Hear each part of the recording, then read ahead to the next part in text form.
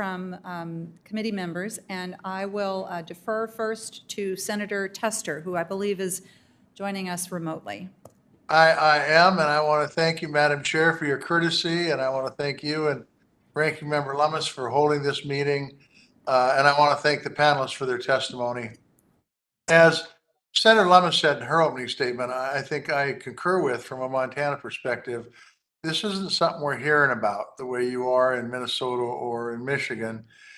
And I was wondering if this is part of because of consumer protections in the Montana code. So this question is for you, Ms. Mancini.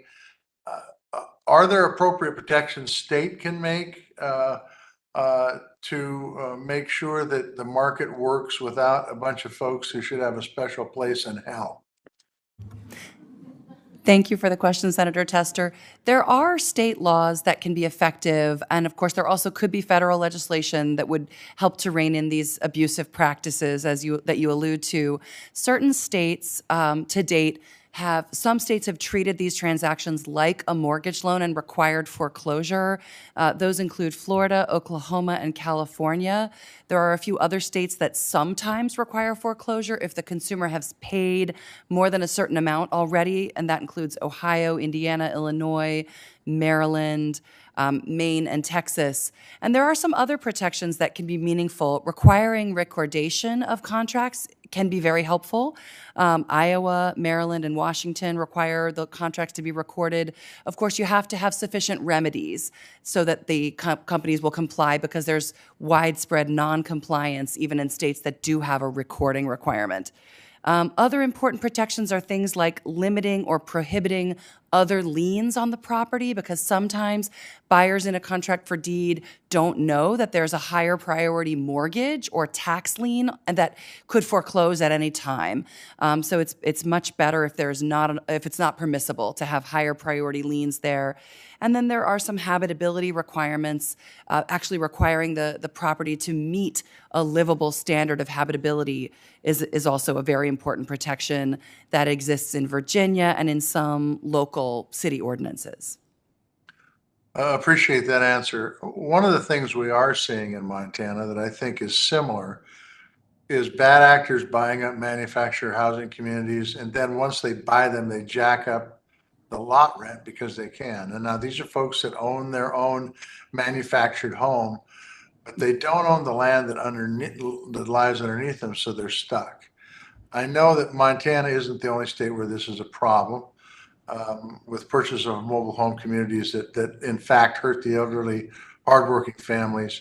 Folks have been there, and it's been their home for a long, long time. What we have seen, and this is for you, Ms. Mancini, again, we've seen some success with resident-owned community conversions in Montana. Could you talk about this and tell me what we could do to help those communities? Thank you, Senator. I'm so glad you raised this issue, because you're absolutely right.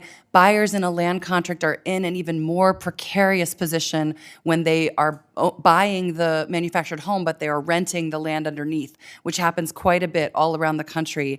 And when those when the owners of the land jack up the lot rent, that consumer is out of luck, because most of these homes cannot be moved. They will fall apart.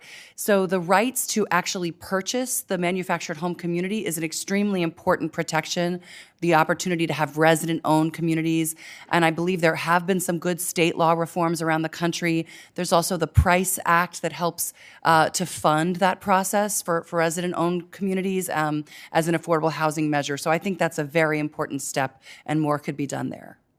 And Beth and John, would you like to respond to that question on resident-owned community conversions?